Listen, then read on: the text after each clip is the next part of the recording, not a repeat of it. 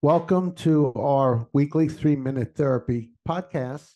I'm Dr. Michael Edelstein. I'm a clinical psychologist, and I help people with emotional and behavioral problems, including anxiety, depression, anger, procrastination, and addictions. And I do this podcast every week. Usually I have my partner here, Mick Berry, but he's not here today. And it's based on REBT, rational emotive behavior therapy, which was a radical form of therapy when Albert Ellis devised it in the 1950s. And since then, it's become very popular under the rubric cognitive behavior therapy.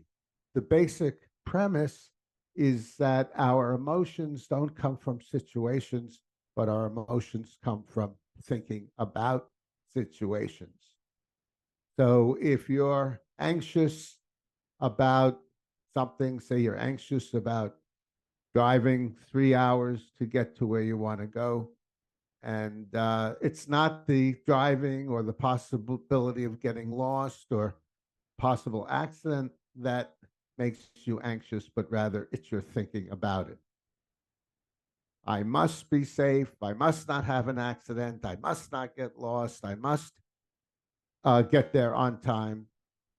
And it's this kind of must thinking in terms of absolutes, that cause our emotional problems. And so what I help people do is question, challenge, question, challenge, and contradict their musts, their demands, and show themselves that it's never things that you would like to happen that have to happen, but rather it just would be unfortunate, disappointing if it doesn't happen, not the end of the world.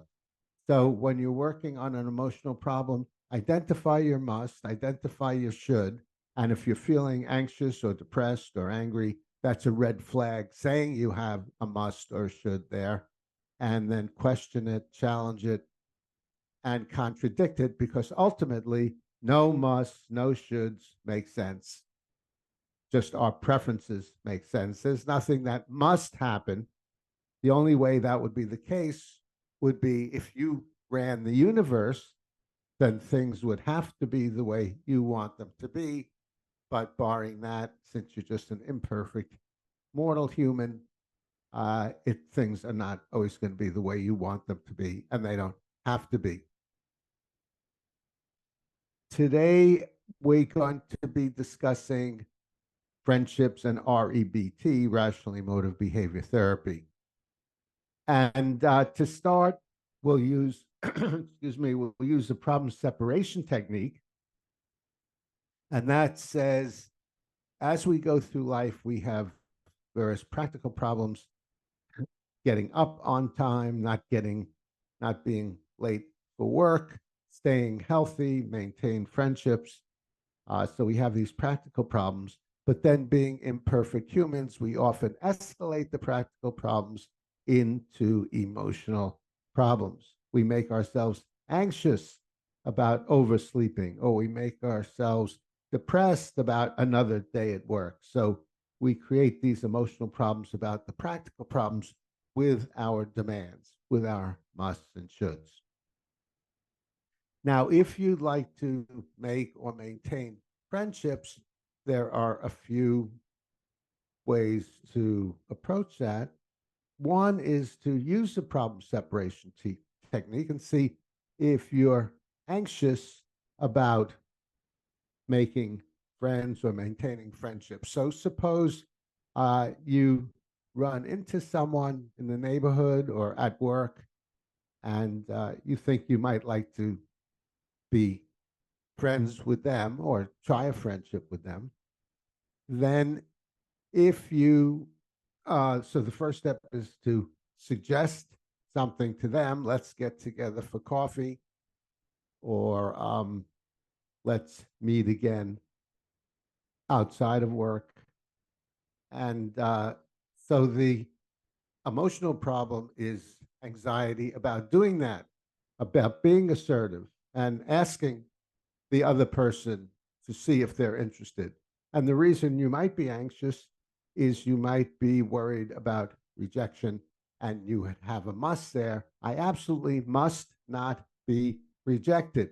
I prefer not to be, but if I am, it's not the end of the world. So show yourself that there are no musts and reduce it just to a practical problem, uh, which is using techniques to maintain friendships. And so, first technique, or the first thing to do if you would like to get together with someone, is suggest it to them and be specific about when and where you'd like to do it. People sometimes are general, maybe because of anxiety and fear of being rejected, and say, well, let's get together again sometime. Well, that's really not that useful. Much more useful would be, let's get together this Friday at 2 p.m. for coffee at such and such a place. So be specific and try to nail down getting together. Also, once you've done that and you'd like to get together again, or if you have a friendship, again, rather than ending the conversation and saying, well, it was nice speaking with you, and that's it, schedule contacting them regularly. So I have a number of friends, and with most of my friends, we have a specific day and time when we're going to speak. Usually it's by phone or on Zoom. So one friend, we talk every Friday at 3 p.m. So we always have that in our schedule. So because we're specific, it's much more likely to happen. Another practical problem people have is keeping score. And that means they think, well, I asked him to get together last time, so it's his turn to ask me. But that may not work because some people are just not that assertive for some of the reasons I just outlined. They might fear rejection, or they might not be that organized. So if you want to get together, even though you've been the one who has initiated getting together or speaking the last 3 times, if you want it, do it and ask. If you don't ask for what you want, you're not going to get it. So even if you are always the one who asks, if the other person is interested and you enjoy getting together with them, then ask. Another strategy is, and another way to look at it is, refuse to take criticism personally. So if you're in a conversation with someone and they criticize something you say or do or disagree with you, don't use that against yourself. Don't put yourself down. You're not a bad person, even if someone criticizes you. You could have acted badly or said something poorly or had an ignorant opinion, but that's one of your acts. It's not the total you. So rate your actions. It's okay to say, well, I could have handled that better next time, but don't rate your total self. Don't judge your entire self based on the judgment of your actions. Also, one important thing that keeps relationships going and vibrant is humor. So joke around, don't be afraid to be silly. You can even memorize some one-liners and use those. So try to inject some humor into your relationships. John Gottman, a relationship author who wrote the 7 Principles for Making Marriage Work, has a concept called love maps. Love maps means taking an active interest in your friend's life. past, present, and future.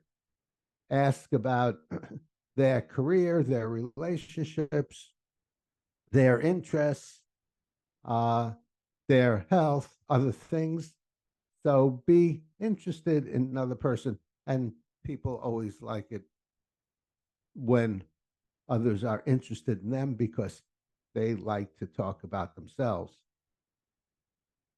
And a concept I've discussed before on these podcasts is unconditional other acceptance.